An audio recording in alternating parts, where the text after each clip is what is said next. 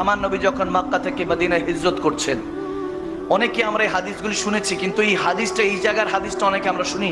ইমাম জুরকানি বলছেন, নবী যখন হিজরত করে মক্কা থেকে মদিনায় যাচ্ছেন সিদ্দিক আকবর আবু বকর সিদ্দিককে সাথে নিয়ে, তো মদিনার কাছাকাছি আসার পর নবীজির অনেক ক্ষুধা লাগলো। আসরের সময় যখন চলে আসছে, নবীজির তখন খুব ক্ষুধা লাগলো। একটা ঘর দেখলেন আমার পেয়ারা নবী, কাছাকাছি গেলেন, ডাক দিলেন, কেউ কি আছেন? ভিতর থেকে আওয়াজ আসলো, এক খাতুন, একজন মা। বললেন যে আছি, কি প্রয়োজন, কি চাই? যখন আমার নবীজি একটু কাছাকাছি গেলেন, ওই মহিলা তাকিয়ে আছে আমার নবীজির চেহারা মুবারকের দিকে। ইহুদি ছিল, গুনাহগার ছিল, বেদিন ছিল, কিন্তু নবীজির দিকে তাকিয়ে আছে। নবীজি বলতেছে, খাওয়ার কিছু হবে? আমরা দুজন মুসাফির। আমার মদিনাওয়ালা সুন্নত মদিনার দেশের মানুষের মতো, ঠিকই না? আমার নবী মেহমানদারি করতে পছন্দ করতেন। তো যখন আরব মহিলা, তো বলতেছে মেহমানদারি করতে পারলে অনেক খুশি হতাম, কিন্তু ঘরে কিছু নাই, বকরি কিছু ছিল, আমার স্বামী চড়াতে নিয়ে গিয়েছে বকরিগুলি। এখন ঘরের মধ্যে এমন তেমন একটা খাবার দাবার নেই, আপনাকে যে খেদমত করব। আমার নবীজি দেখলেন একটা পাশে, ওই ঘরের কাছে কোণার মধ্যে বারান্দা, একটা কামজোর একদম একটা বকরি বাঁধা, একটা বকরি বাঁধা। তখন নবীজি বললেন, ওই বকরিটা আছে তো, ওখান থেকে আমি একটু দুধ নিয়ে নেই। তখন ওই মহিলা বলতেছে, এটার পাটা একটু ভাঙা, এজন্য এটাকে রেখে গিয়েছেন, এখন কোনোভাবে আর সম্ভব না। নবীজি বলেন, আমি চেষ্টা করে দেখি, যদি আপনার আপত্তি না থাকে। নবীজি গেলেন, আবু বকর সিদ্দিককে কাছে নিয়ে বললেন যে, আবু বকর তুমি দুধ নিতে থাকো, আমি পশুটার গায়ের মধ্যে, বকরিটার মধ্যে হাত রাখছি। আমার নবী যখন দাস্ত মোবারক ওই পশুর উপরে পড়লো, সুবহান, হাদিসে এসেছে পাটা সাথে সাথে সোজা করে দাঁড়ালো, দাঁড়িয়ে সে প্রশস্ত করে দিল যাতে দুধটা নিতে সুবিধা হয়। হাদিসে এরকম এসেছে, ওই ঘরে যতগুলি পাত্র ছিল সমস্ত পাত্রের মধ্যে দুধ টইটুম্বর হয়ে গিয়েছে, সুবহানাল্লাহ। সব যখন টইটুম্বর হয়ে গিয়েছে, ওই খাতুন তো এরকম নাজারা জীবনে দেখে নাই, এরকম ম্যাজিক, এরকম মুজিজা তার কাছে তো জাদু মনে হয়েছে, যেটা কি হলো। তো তেনার সন্তানও ছিল, ছোট্ট সন্তান ছেলে, সেও দেখছে, মোহাব্বতও দেখছে, মোহাব্বতের মাও দেখছে, সুবহানাল্লাহ। এরপরে যখন আমার নবী দুধটা নিলেন, কিছুটা পান করে এরপরে বললেন যে ঠিক আছে, আমি রেখে চলে যাচ্ছি। নবীজি চলে যাচ্ছেন, কিন্তু ওই মা এবং মায়ের ছেলে দুইজনই নবীজির দিকে তাকিয়ে আছে, দেখতেছে চলে যাচ্ছে, চলে গেছে। অনেক দূর চলে যাওয়ার পর মা ছেলে বসে বসে গল্প করতেছে, কত নুরানি মানুষটা ছিলেন, কত নুরানি ছিলেন। এরপরে ওই মোহাব্বতের বাবা আসলো, আবু মোহাব্বত যখন আসলো, ভিতরে প্রবেশ করলেন, বকরি টকরি বাঁধলেন, বাঁধার পর যখন ভিতর প্রবেশ করলেন, বলতেছে কি ব্যাপার, একটা খুশবু পাইতেছি, এই খুশবু জীবনও পাইনি, একটা সুগন্ধি পাচ্ছি, স্মেল আমি কোথাও পাইনি, এরকম সুগন্ধি কোথা থেকে আসছে।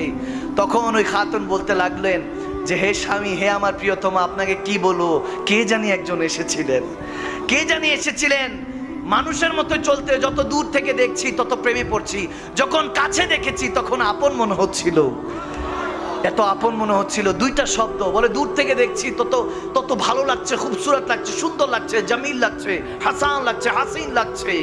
কিন্তু যখন কাছে আসছেন তখন বেশি বেশি আপন মনে হচ্ছিল, মনে হচ্ছে এই আপন মানুষটার জন্য ওয়েট করছি এতদিন।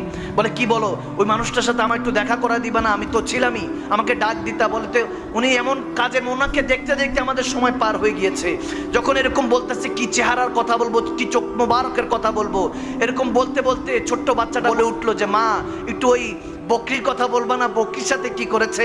তখন বলে হ্যাঁ হ্যাঁ। তখন ছেলেটাও বলতে শুরু করলো, মাটাও বলতে শুরু করলো যে, বাবা জানো বকরিটা না এরকম অসুস্থ ছিল, হাতটা দিল, বকরিটা ভালো হয়ে গেল, দেখো এই যে পুরো ঘরের মধ্যে দুধ পড়ে আছে, দুধের টইটম্বর হয়ে আছে, প্রত্যেকটা পাত্রের মধ্যে দুধ।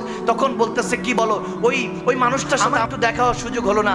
যখন এরকম বলছে, উম্মে মোহাব্বত বলছে, ওনার নামই তো জানা হয় নাই। তখন একটা অবস্থায় তারা নিজেরা মিলে নাম দিতে লাগলেন, হাদিসে এসেছে মোবারক। বলে আমাদের ঘরে একজন মোবারক এসেছিলেন। কে এসেছেন? মোবারক এসেছেন। বলে মোবারক এসেছিলেন। মোবারক যখন নাম দিলেন, এখন প্রত্যেক দিন ওই স্বামী এসেই জিজ্ঞেস করে, আচ্ছা মোবারকের জুলফ কেমন ছিল, বাবরি চুলটা কেমন ছিল, আচ্ছা মোবারকের চোখ মোবারকটা কেমন ছিল, চোখটার দিক কিভাবে তাকাতেন, আচ্ছা মোবারক কি মুচকি হেসে কথা বলতেন নাকি গম্ভীরভাবে কথা বলতেন। এরকম প্রত্যেক দিন আলোচনা চলছে।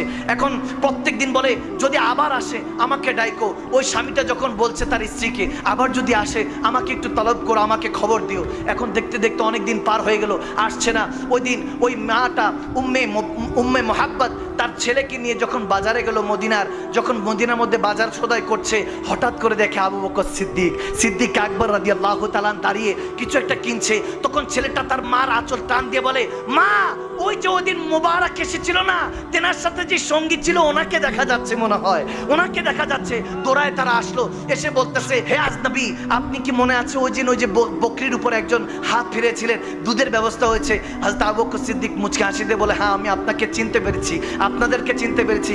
বাচ্চাটাকে আদর করে দিলেন, বলেন কি চাই? বলে ওই ওনাকে, মোবারক কোথায়, মোবারকের সাথে দেখা করতে চাই। আবু বকর সিদ্দিক একটু স্ট্রেঞ্জ হলেন, অবাক হলেন, বলে মোবারক কে? হু ইজ মোবারক? মোবারকটা কে? আমার নবীর নাম যে তারা বসে বসে মোবারক দিয়ে রেখেছে, প্রিয়তমা দিয়ে রেখেছে, তার তো আর জানা নেই। বলতেছে কোন মোবারক? বলে ওই যে উনি যে এসেছেন ওনার নাম তো আর জানা নেই, ওই যে জেনার চেহারা তো নুরানি। মুচকি হাসি দিয়ে সিদ্দিক আকবর বলতেছে, হ্যাঁ ওনার নাম মুহাম্মদ মুস্তাফা সাল্লাল্লাহু তাআলা আলাইহি সাল্লাম, তিনি ইসলামের পয়গম্বর, তিনি আমাদের নেতা, আমাদের পয়গম্বর, আমাদের দয়াল নবী, রাহমাতুল আলামিন নবী, আল্লাহর হাবিব। যখন এই কথা বলছে, বলে আমরা যেতে চাই, দৌড়ায় মা ছেলে সিদ্দিক আকবরের সাথে আমার নবীর কদমে গেল, নবীর কদমে পড়ে তারা কালমা পড়ে মুসলমান হয়ে গেল।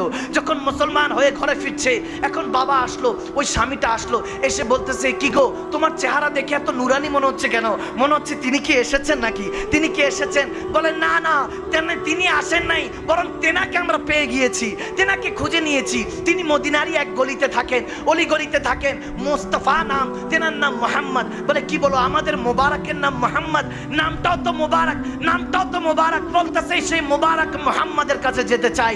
তখন বলতেছে, হ্যাঁ চলো চলো। ওই স্বামী তার স্ত্রীকে নিয়ে আবার গেলেন, গিয়ে আমার নবীর কাছে গিয়ে অঝরে চোখের পানি ছেড়ে দিলেন, বললেন, ইয়া রাসূলুল্লাহ, ইয়া হাবিবাল্লাহ, আপনি আমাদের ঘরে এসেছিলেন, এরকম কেউ আসে নাই। হাদিস এসেছে ওই বকরি হযরত ওমরের খলিফার মধ্যে খেলাফতের পর্যন্ত ওই বকরি ছিল। যখন দুর্ভিক্ষ একটা সময় পড়েছিল, যখন কোথাও পানি পাওয়া যাচ্ছিল না, হযরত ওমর বলতেছেন, ওই বকরি উম্মে ও মুহাব্বতের ঘর থেকে ওই বকরির দুধ মুসলমানদেরকে সাপ্লাই দেওয়া হয়েছে, মুসলমানদের ব্যবস্থা করা হয়েছে পান করার জন্য। ওই অবস্থা হয়েছে। এজন্য এটাই বলতে চাই, আগাজ দিতে চাই, আমরা যদি সেই নবীর উম্মত হতে যাই, সে তো ইহুদি ছিল, কলমা পড়ে তারা মুসলমান হয়েছে, আমরা তো রেডিমেড উম্মত। আমরা যদি নবীর নামে ফিদা হই, আল্লাহ আপনাকে বান্দা থেকে বন্ধু বানাতে দেরি হবে না। মালিক আরশ থেকে ডাক দিয়ে বলবে, ওগো কামলিওয়ালা নবী, আপনি মদিনায় কি করছেন? যান যান, আজকে চট্টগ্রামের সীতাকুণ্ডের মধ্যে একটা মজলিস সাজানো হয়েছে। আজকে যখন তারা মুনাজাত দিয়ে ঘরে যাবে, দুনিয়ার চোখটা বন্ধ করতে দেরি হবে না, আমি রব্বে কারীম তার কিসমতের চোখটা খুলে দিব। জান ইয়া রাসূলুল্লাহ বলে তারা চিৎকার দিয়েছে। আজকে তাদের সাথে দেখা করে তাদের সিনাকে মদিনার আয়না বানিয়ে দেন। সুবহানাল্লাহ। আল্লাহ